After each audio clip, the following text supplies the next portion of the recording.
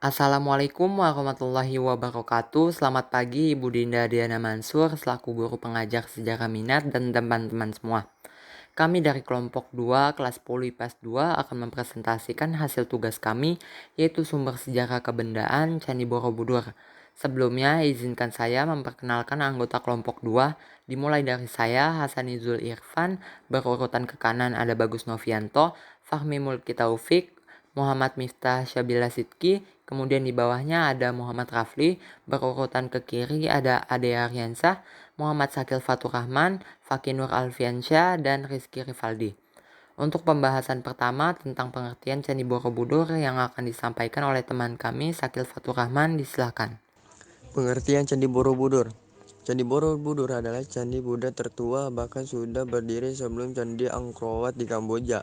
Selain itu, Candi Borobudur juga merupakan candi Buddha termegah di Indonesia, memiliki gaya arsitektur yang menakjubkan yang merupakan contoh dari puncak pencapaian keselarasan teknik arsitek dan estetika seni rupa budaya di Jawa. Candi Borobudur termasuk ke dalam 7 keajaiban dunia dengan alasan karena menjadi candi yang terbesar di dunia sehingga UNESCO menetapkan Candi Borobudur sebagai salah satu warisan dunia. Lokasi berdirinya Candi Borobudur terletak berada di daerah Magelang, Jawa Tengah, yaitu kurang lebih 100 km dari barat daya Semarang. Sejarah berdirinya Candi Borobudur. Candi Borobudur dibangun pada masa penganut ajaran Buddha Mahayana sekitar tahun 750-800 Masehi. Pada masa pemerintahan Wangsa Sailendra dan diilhami gagasan dari India, seperti contohnya satu stupa, itu lambang dari agama Buddha berbentuk mangkuk terbalik dan sering disebut lonceng dua mandal, yaitu konsep yang dipakai untuk meditasi dan bisa berupa benda untuk memusatkan perhatian.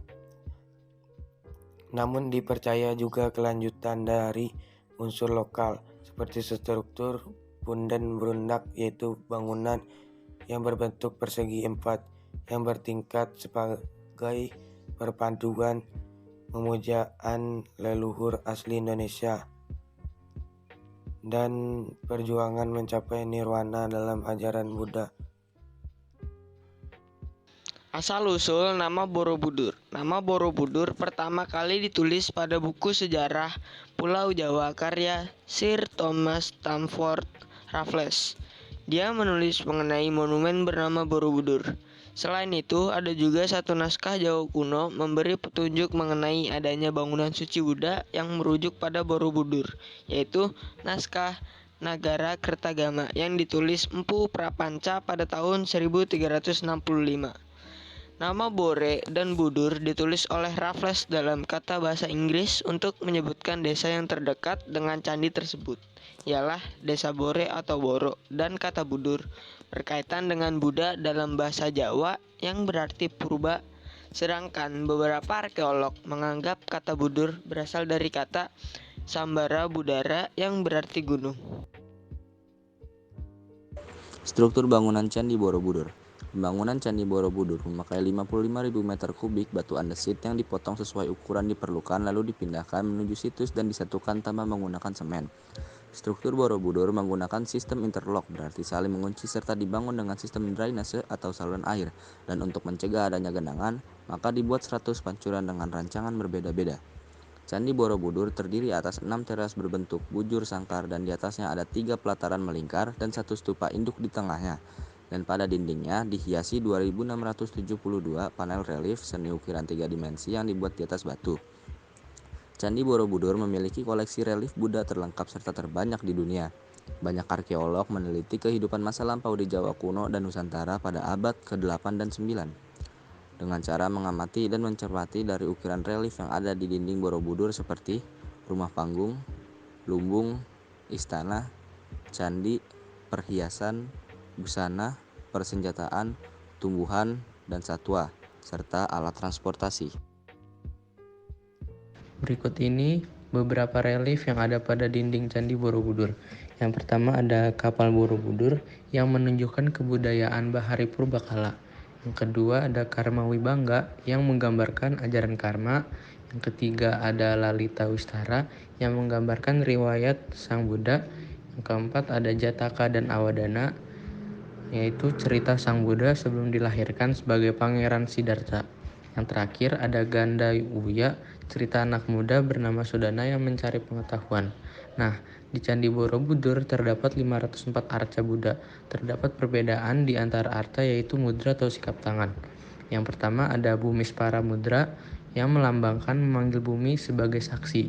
Yang kedua ada Wara Mudra yang melambangkan kedermawanan. Yang ketiga ada Dhyana Mudra melambangkan meditasi.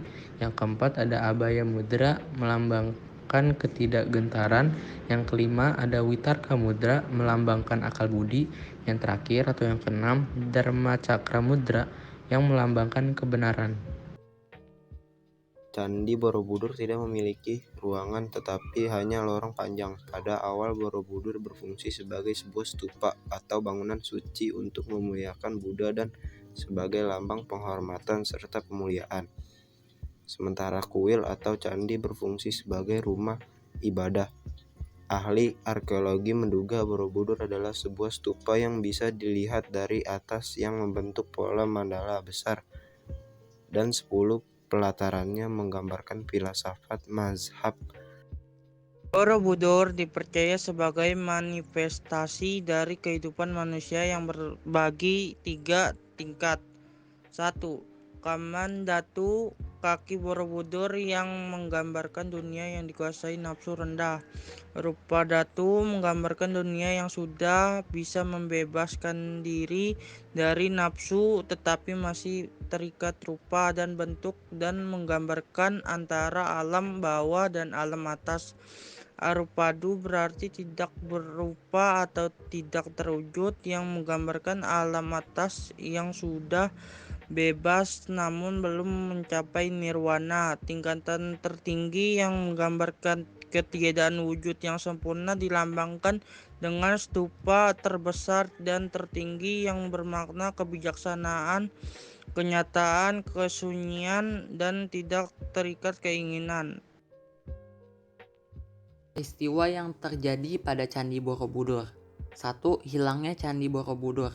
Tertulis dalam bukti sejarah bahwa Borobudur mulai ditinggalkan pada abad ke-14 dikarenakan lemahnya pengaruh Hindu-Buddha di Jawa, dan Candi Borobudur sempat terkubur di bawah tanah dan debu vulkanik yang ditumbuhi semak belukar.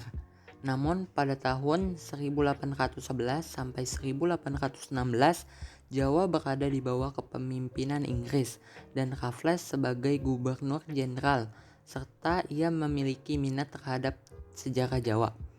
Pada inspeksinya di Semarang pada tahun 1814, dia diberitahu bahwa ada sebuah monumen yang berada di dalam hutan.